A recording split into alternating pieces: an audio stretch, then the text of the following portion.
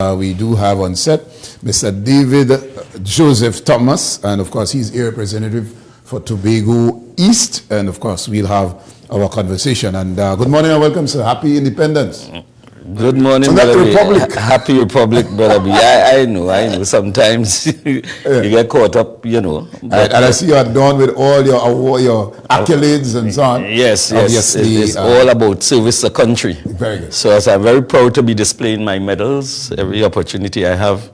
You know, it just reminds me of my whole tenure serving this country in one capacity and now serving in another. Well, and this is why you're here. Yeah. That's why you're here this morning. And you're serving for the first time in your life as a politician and an air representative for Tobago East. Let's go straight into it. Tomorrow is Republic Day, and we normally celebrate our activities in Roxborough. And of course, you being a Roxborough let me say, an adopted son of Roxborough, and you've spent most of your life as a fire officer there, and you have contributed significantly. When we almost did not get this parade, what was your feeling?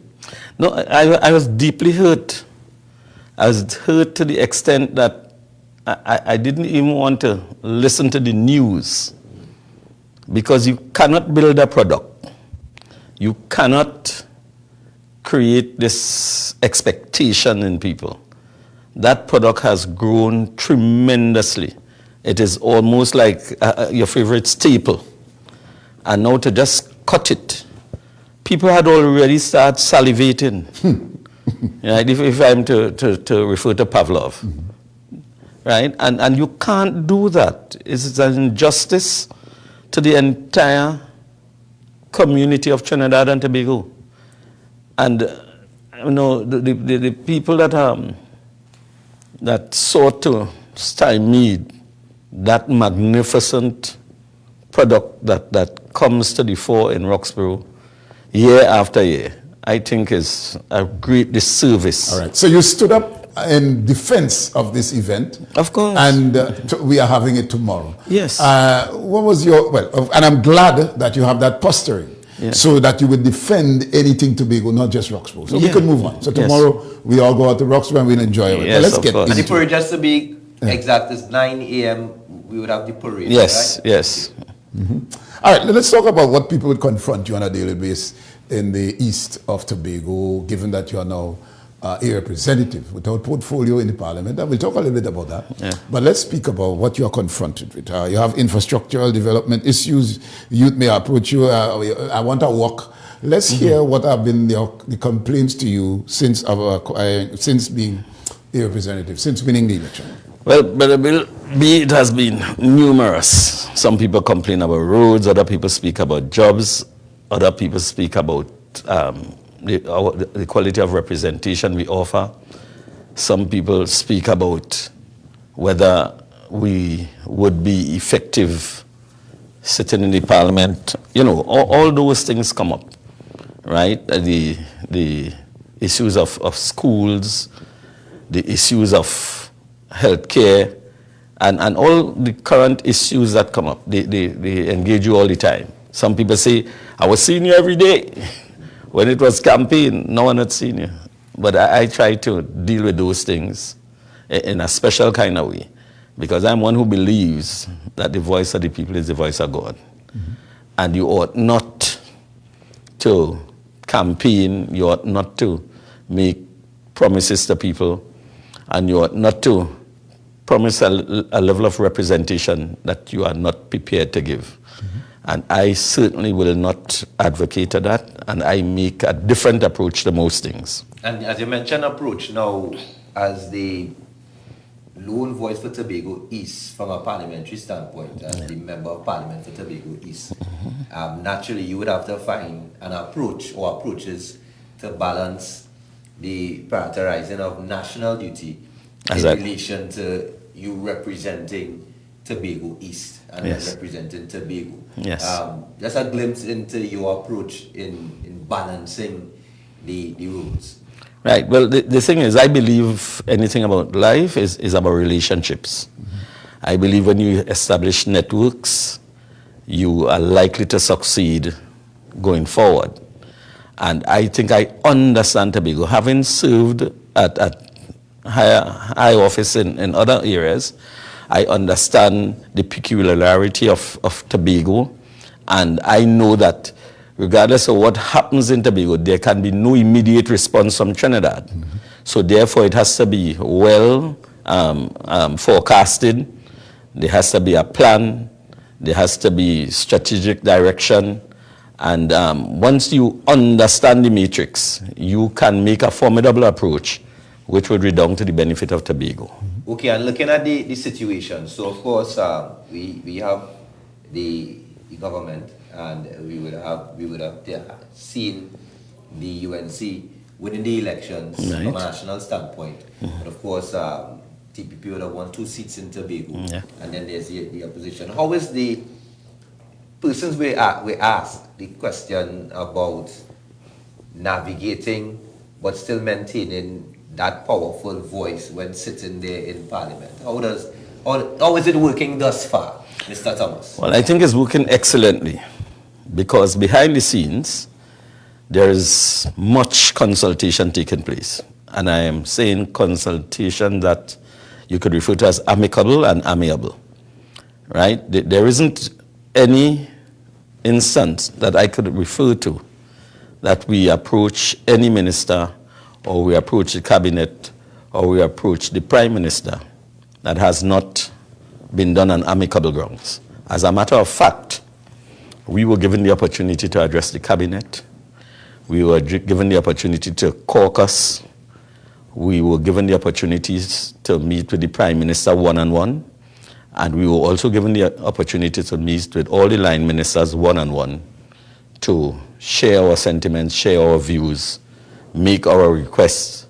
And even the latest episode of that was one, the Prime Minister requested the presence of my good self to have a one-on-one meeting with her. Likewise, my colleague, Joel, on another occasion. And then we met with the Finance Minister. Mm-hmm.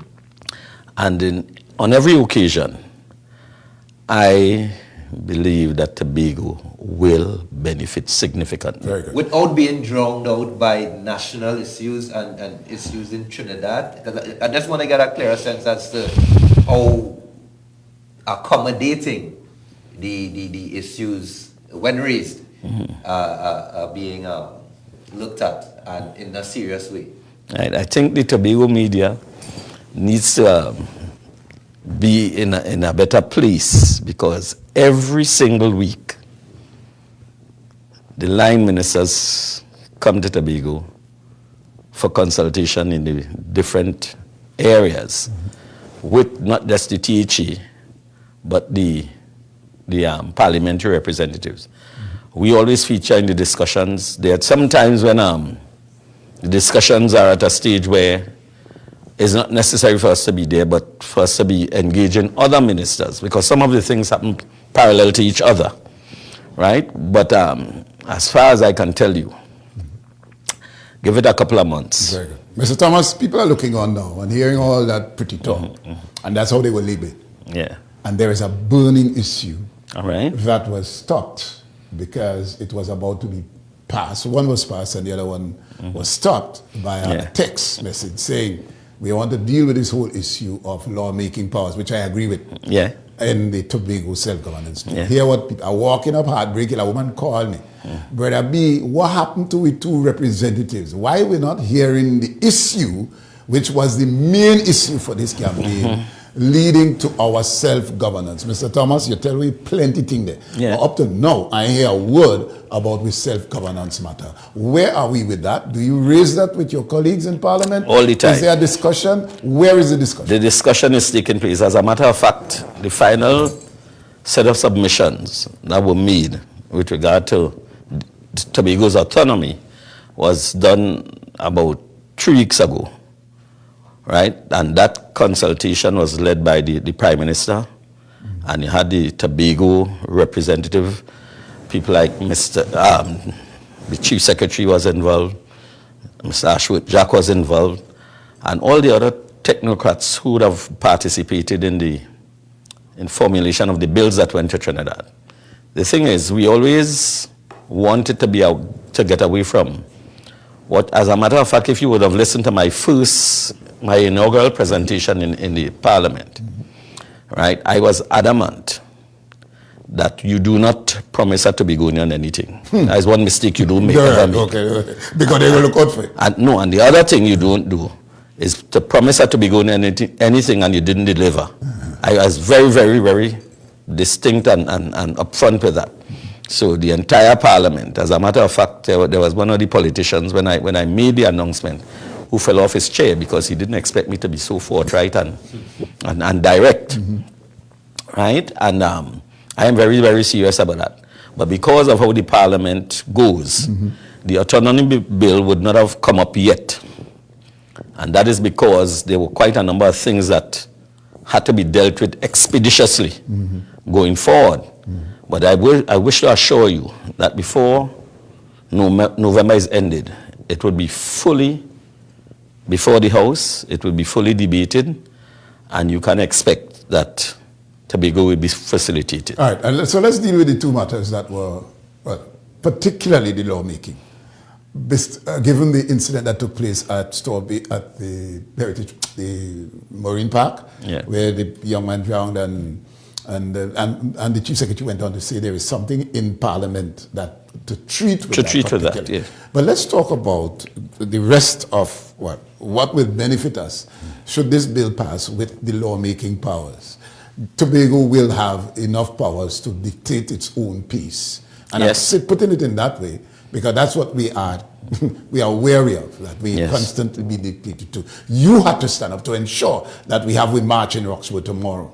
Now, let's speak to the benefits, because this is what people want to know, that you have represented us well in terms of standing up for Tobago. This bill needs to be, and I hear you say priority with the other bills.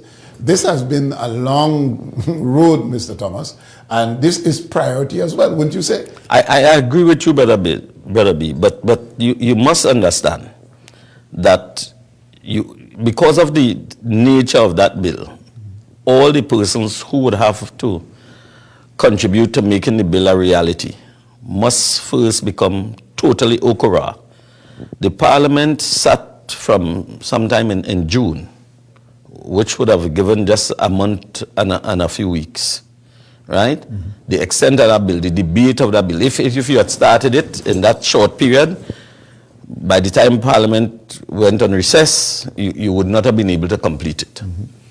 Right? Now we have the other critical things coming up. The budget, for instance. Right. Right? You had the Prime Minister pension bill, which was a critical bill. You had the bill the bill that dealt with it will come. All right. Yes. But that bill that dealt with the Revenue Authority, that was critical in this space. All right. Mr. Cox will take care, because I want to go into the budget, and maybe you could jump there, because I want to add to it, because and I know this is critical. The budget will be read when? Probably between the first and second week of October. Very good, Mr. Thomas. As we will continue to monitor that, but just quickly, in terms of speaking, right? Yes. Mr. Thomas, and again, I didn't think we express congratulations on behalf of the station and the program. Yes. This is the first time I've had a conversation with you since becoming member of Parliament. So congratulations for that. But in terms of speaking, again, Mr. Thomas, sometimes you may need to speak as part of the opposition bloc, but then sometimes you may speak independently, as in an independent party. How do you navigate that in terms of the matters that you would raise as a member of Parliament for Tobago East? Well, just to correct that a little bit, I do not have to speak as part of the opposition bloc. I speak as part of the government, or I speak independently. And how is that? When you speak independently, I like that, but I'm worried. I'm worried because you may ruffle your colleagues' feathers if you have to really, for example, and I could use this march in Roxburgh tomorrow. There may be those who feel that, Tobago don't need that. For example, we still do have a bus terminus. There are many things that you may have to speak independently on. Yes. And if you take that posturing, it may deem as you're going against Mr. Thomas. Are you afraid to be unpopular with your teammates? No, I don't think that given the environment and the atmosphere that has been created so far, I do not think that there is room for disagreements. I think there is room for consultation, and there is room for working together to make things happen and working together for the greater good. You see, sometimes people feel that you have to fight, and some people feel you have to quarrel, but I am one who believes that given all that I'm seeing in the parliament, there are those of us who sit and believe that we should give credence, and we should try to coin that phrase that Mr. Pandey used, that politics has a morality of its own. And I beg to differ. Politics in itself does not have a morality. The people involved in politics, based on their behaviors, right, and based on their contributions, they are the ones who add morality one way or the other to politics. Mr. Cox says, permit me 1 minute, because I like where he is. Right. So I like your position that if you have to stand up, you will. Of course. Right. Yeah. And let's deal with some of the issues that Tobago are confronted with now, Mr. Thomas. The PNM had it there. They are accused of not dealing with the issues. There are a number of issues that we have to treat with. What is one of your pet peeves that you need to speak to? Maybe in caucus to get the permission to speak about it in Parliament. What is your main worry or fear or peeve, let's put it that way, that you want to treat with, that you may not necessarily get the support or you may not get the agreement from your colleagues, but you prepare to stand independently? And so what I want to find out from you, I could point to a number of things, but I want you to tell me, what do you need to speak with that you fear that can possibly cause discord among your colleagues? Brother B, my confidence has taught me not to fear anything. Right. Okay, fair. So I do not fear, but I am very, very concerned about Tobago's allocation and Tobago's autonomy. All right. And I would dare tell you that the intervention that was made, you will call me back here after the budget is read. Because that's why I wanted to go. Mr. Cox, go ahead and then I'll come back to that. Because I want to ask you, permit me please, Mr. Cox. The Chief Secretary said, if he does not get the allocation that he wants, we go hear him out. Now, I am saying, you all are in a position where there is accommodation in this relation that affords for conversation before the noise. Yes. So this allocation that we anticipate in, Mr. Maurice just said, 5.1% of the budget. We are anticipating and we will get because they want to look good. What is the figure or the percentage that you are seeking for Tobago or may have had, and if for some reason they don't deliver, we're going to hear your mouth? Is that basically what you're saying, right? That is what you're saying. Yes. But tell me what you have negotiated thus far for. I don't think it should be secret, given that we anticipate at the end of this month, more or less, we will hear the budget, and Tobago would ball, yay, Mr. Thomas, you did a fantastic job. Let's hear what you have been in negotiation with the government about our allocation. I would present it to you this way, brother. When the Prime Minister called and asked me to have a one-on-one meeting with her, that meeting took place 11:30 p.m. on a Monday night. And she asked me straight questions, and I gave straight answers. What would make you happy, Mr. Thomas, and what you believe that the Tobago people can look forward to? I said, Prime Minister, I am asking you to give Tobago all that it has asked for when the budget from the THE was presented. He said it can be done in a number of ways.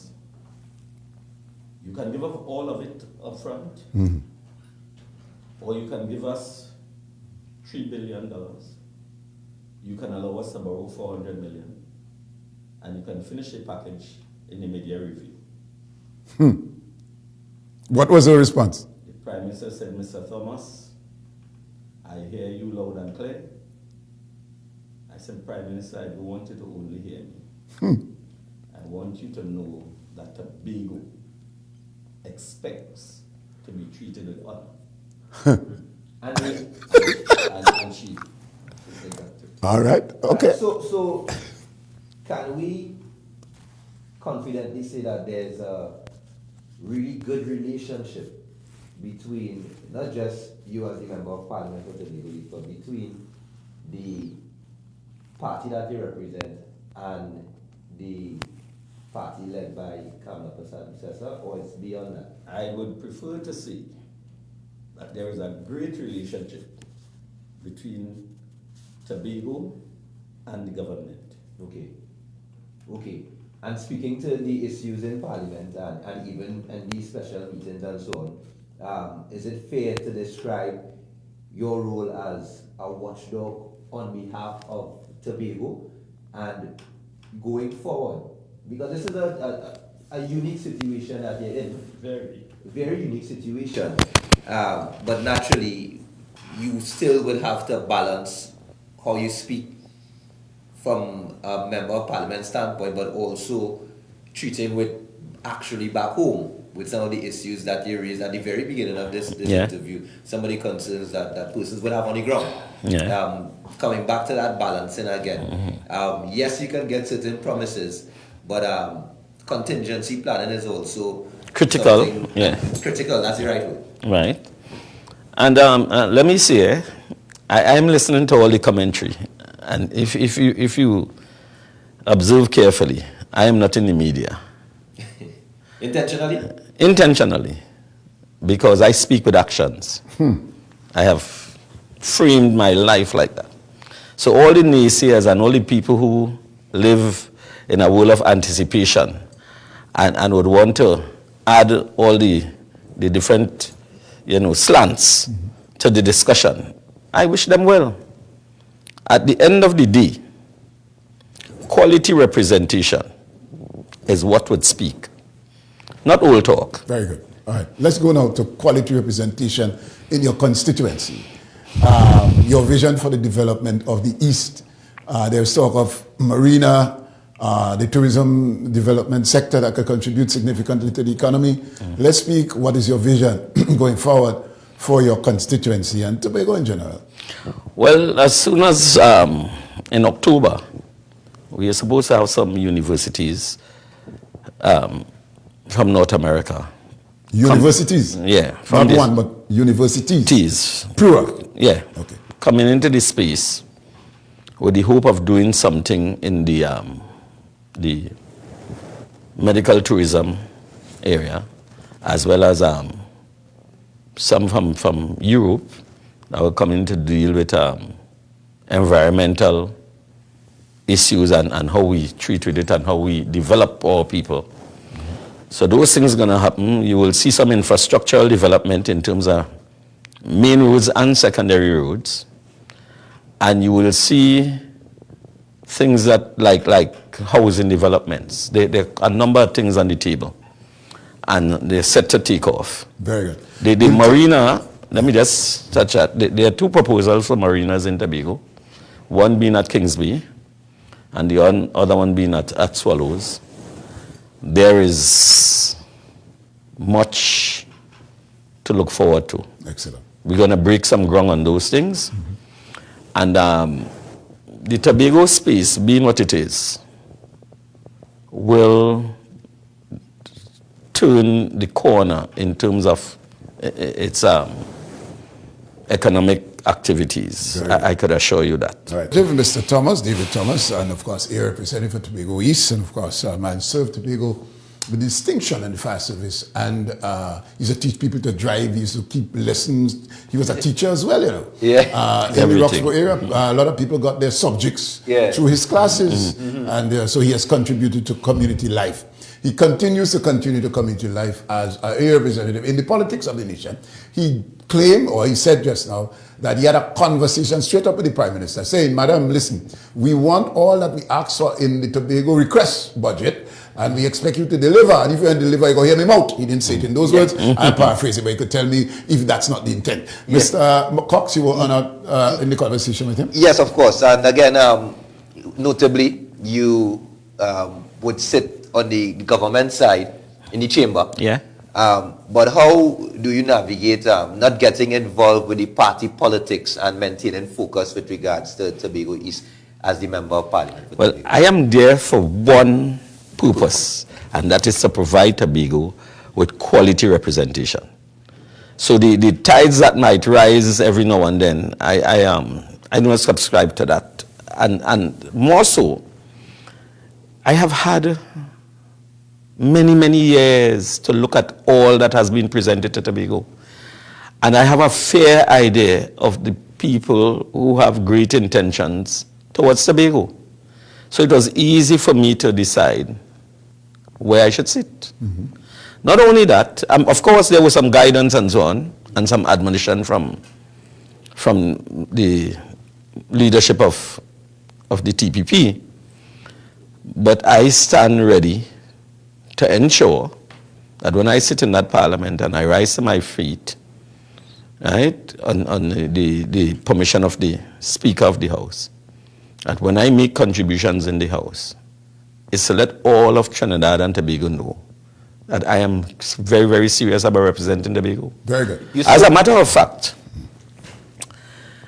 I don't know if you realize the first fruit, and you would understand my passion.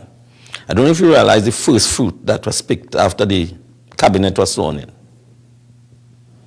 A short conversation highlighted the fact, and in the back of my mind, I was representing those people in Tobago who were affected, and the auxiliary fire officers who worked in the system for many years, and they were not regularized. That conversation took place on the night that the cabinet was sworn in. And the Prime Minister said, that is a big, low fruit. Pick it. 1 month after, all those fire officers, 280 of them, were full fire officers. Right. 1 month after. Unprecedented anyway. And you also spoke about the fire station in one of your earlier speeches. And of course with your background. But what was the significance of making that particular or presenting that particular analogy at the time when you spoke in Parliament there? You see, sometimes to bring the conversation at the level where everybody would understand, sometimes you make references, right? And those references are not to highlight that you had a very successful year, 10 years as a fire officer, but it's to bring that understanding to the population where you relate and people could understand and follow you clearly. All right. We were, before the break, we were with development projects, and you spoke about the number of projects that will happen in Tobago. Yes. That would be outside of the THA allocation, or this is from central government, so to speak, that will undertake these projects. Is the hairpin bend in Charlottesville part of that development project that will be undertaken by the central government? Speak to us. Most certainly. We are going to have quite a... No, before you go, where is that on the list of treating it? Because we know, you know, people have lost their life going down a hairpin bend. Where is that on the list? And just speak to what government is willing to take up so that the THA had to worry about their development budget. And they could use that to do other things in tandem. Let's speak to those projects that would be undertaken by central government. I would not say that it is not in the THA budget. I would tell you that what the THA would be afforded would make that look like chicken feed in terms of the things that we deliver to Tobago. Yeah. Well, all right. So I want to zoom in on the hairpin bed, because that has been Jack Warner the offer timely memorial to fix it. And then because it's not you to do it, it's I to do it, it was never done. However, we don't have that scenario between Trinidad and Tobago anymore because everybody on one plane. Yeah. Let's speak to how soon can you give us a deadline? So that has been part of the conversation about. It has been part of the conversation. It was given great consideration in the allocations that are coming, and it is expected that the persons responsible for executing the project in Tobago will treat it with top priority. Very good. All right, let us talk to another project that allows for foreign investment, Mr. Thomas. On any island in the world or any place in the world rely on foreign investment. We could talk to food chains that are around the world that are here in Tobago, and we understand that's foreign investment as well. However, this hotel industry, the tourism sector, needs to upgrade. Somebody tell me, some place I was and they say they want a high-end hotel when they come to Tobago, some place where they could really go and lull off, as it were, as using parlance. And the brand that carries that would be Sanders. That offer was made and there was conversation. However, we are not hearing anything else on that. There are other brands that are supposed to take up that slack as well. But let's speak to this Sanders brand. Has there been any further conversation since the last administration would have been in place and that conversation was on the forefront? We are not hearing anything, Mr. Thomas. That conversation has not come up. However, there are other conversations that came up. And we could see, as far as my knowledge carries me, you could see plans being unfolded in terms of having 2 5-star hotels on the island. Name brands? So who are no, I'm not in a position to offer you brands at this time. What I know that there is something that is going to happen in the Magdalena area, right? And there are other persons who are in discussions now, which I expect to come to a fusion in the not too distant future, and you would see something happening northwest of Tobago. Okay, and in terms of we really would have hoped to hear something, but of course we respect your hesitancy in releasing information based on whatever would have been discussed behind the scenes, and we appreciate at least the cliffhanger that you gave us. We could call it that, right?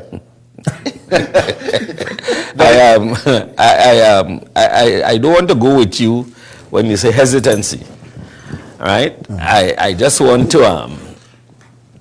to say that I don't want anybody to be thinking from the perspective where I'm holding back information. Okay. I am basically excited, and sometimes, right, when I am excited, I allow other persons to wait and have their chance to participate in the excitement as well. Okay, and totally understood. In terms of you functioning as the Member of Parliament for Tobago East, in conjunction or in collaboration with the THA, I mean, it's ideal, looking at the fact that the leader of the party that you represent is the Chief Secretary. Right. Some of the issues raised by even some of the area representatives that would form part of your constituency, how frequent, or not necessarily how frequent, but how are some of the issues and concerns being collated and discussed, considering your role and your movements from island to island and so on? How is that working out? Right. Well, we are invited to Executive Council. Okay. At times, there are times when the Chief Secretary would summons us to his office, sometimes individually, sometimes collectively. And we have discussions just to ensure that the representation that we give at the Parliament is in tandem with the expectations of not just our party, but to the expectations of the persons that governs Tobago. I think that is critically important because you're not there to represent yourself and your own views and your own wishes. Therefore, it is prudent that you caucus. It is prudent that you revisit the vision. It is prudent that you understand the discussion. And it is prudent to be okura with the strategic objectives of Tobago. Let's talk a little bit about your caucus. You mentioned that twice for the day. Yes. And you mentioned it, and I was to get back to it. But one in your caucus, the caucus determines what comes out in the Parliament, right? Am I right? Yeah. Well, to some extent. To some extent, yes. All right. So I'm coming back to Tobago matters. Yes. Right. So we know number one on the list is our autonomy. Autonomy, yes. Matter. You said that does not take priority because there are other more important matters. Right? No, that it doesn't take priority. Well, it has not come up because there were other things to be done, and there was a short period to achieve certain things within the timelines. Very good. So we are still waiting, and we'll get to that. Right. You spoke also that you met with the Prime Minister one-on-one, and we are clear that we should get our allocation to see about our business. You also said there were and more or less I'm recapping here to come to where I want to go to. The whole question of projects that will be undertaken by the central government, maybe in tandem with the THA. Yes. Tobago has its earning capacity, Mr. Thomas. You know quite well. You are in the East, and this place that I speak about, or this earning capital, is in the East. It's called the Studley Park Quarry. There has been some issues surrounding that. One, export license, blasting issues, equipment issues, and maybe management maybe need to change to bring the professionals in that can properly run this entity that can make Tobago better off. At some point in time, Mr. Thomas, we should be self-reliant, earning and contributing to the GDP in a meaningful way. Yes. I will only stay there for now. What are the plans, if any, by you as a representative in the East, to treat with that multi-billion-dollar industry that is sleeping, Mr. Thomas? What needs to wake up that giant for it to produce in a tangible way that we don't have to beg? And that's just one. I ain't go to the fishing industry yet. So let's speak to that. What are your plans? What is your vision? And has that been part of your conversation with your colleagues? Definitely. At the Studley Park Quarry, you are going to see some developments coming on stream very soon. We would have all the licensing done, and it would be a part of the revenue projection of Tobago. Right? We will have the initial resources to trigger things, and at present, there are several conversations taking place on a lot of byproducts that can come from the Studley Park Quarry. That is being developed. We're hoping that by December you would see something else happening there. Right? There are few products that should be in the making come December. And the whole outlook in terms of Studley Park, I think it is being safely managed, and it will come to fruition, and it will be a proud moment for Tobago. I say that without any reservation whatsoever. The manufacturing of byproducts, you mentioned that just now. Yes. What byproducts are we looking at? Hochoi has had a vision for brake shoes, sandpaper. Is it the same? Those things. So the exports have to come into the country? Or that discussion is taking place. They don't have to come again. It is actually taking place now. All right. So that's an industry that will employ people, obviously. Of course. Mr. Thomas, we also have a crisis on our island, and that is, and you are aware, our young people are unemployable because in some cases they have no place to develop themselves. You were in Roxborough. You know of the Roxborough Trade School. I was in the States the other day, and the chief secretary was speaking to the diaspora. I sat there, and one of the members of the diaspora went up and talked about trade centers in Tobago, so as to empower. What happened to that? You would know in Roxborough while you were in the fire service, and before that, where that entity exists, and put all. Mr. Nurse, who was one of your spoke of his time at that trade center that made him a joiner today. All right, let's speak to youth development, East and throughout Tobago, with entities like those that provided. Your university coming in, and I still remember you spoke about university. However, the academics will go that way. However, there are areas that could accommodate everybody. Yes. What are your plans and your vision for accommodating youth empowerment? But a recent history would indicate to most of Tobago that I was the person managing the trade school up to me being elected to office. And we were able to sit. They asked me to go in and manage the facility, and we were able to sit and build out quite a number of projections and plans for the trade center. We have gone into discussions to setting up an entrepreneurship unit as well at the trade center, and that project is presently being built out. As a matter of fact, just yesterday I sat at the Division of Education speaking with some of the senior officers there for us to have a particular kind of management approach to the facility to cause it to realize its full potential. So those things are happening. I am passionately attached to the school. Although I'm a parliamentarian now, I have given my commitment that I will be the unofficial chaperone of the school, so that the quality that was started back in November when I took over will continue to be built out, and we can expect that that street school will flourish, because there is the need, right? And because there is a need, we will seek every opportunity to put all the systems in place to make sure. All right. So Mr. Cox will allow you to close and leave your last comment, Mr. Yes, Cox? of course. Just quickly before you address the nation in terms of Republic Day, speaking about flourishing in Roxborough, school would flourish in track and field and so on. In terms of the support for sporting centers, coaches, training facilities and so on, is that part of your priority list as well? That is part of the plan. If you would have been in the media recently, you would see that I have gone to every single school in Tobago East. Some of them I gave computers, others I gave all the other things. And I took that approach because I'm aware that when you have these book drives and so on, it sometimes never gets down to the needy people.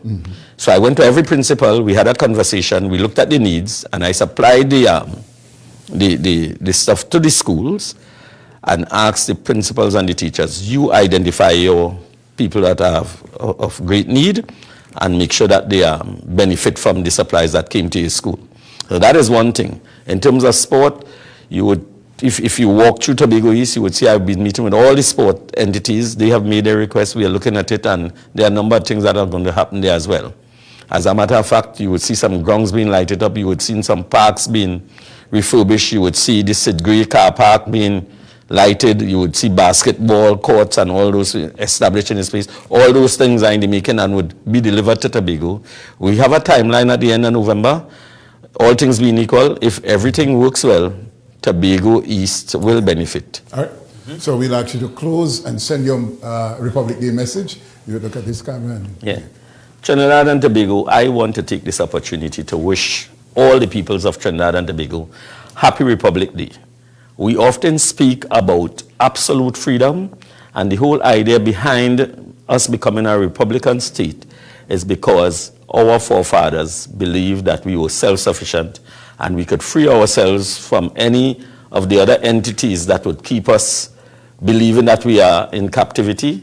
Now that we are experiencing this level of freedom, I want everybody to take every opportunity to value it and make sure that the contributions that we make to the national community supports our freedom, contributes to our development, and make sure that we live in a space that is great for all to visit and is great for all to enjoy. Excellent, Mr. Thomas. Thank you very much. And of course, he's representing us well. Spoke to the Prime Minister, Madam, give him money. All right. So I'm happy that is done. And all the other things that you have spoken to, we look forward to the development of Tobago under your tenure. And we want to wish you all the best. Congratulations. As my colleague would have said, I didn't get the opportunity to say to you, and I am convinced, let me say that, I am convinced that you are going to represent us well, given what we heard from you this morning. Most certainly. And let me wish you gentlemen Happy Republic Day as well.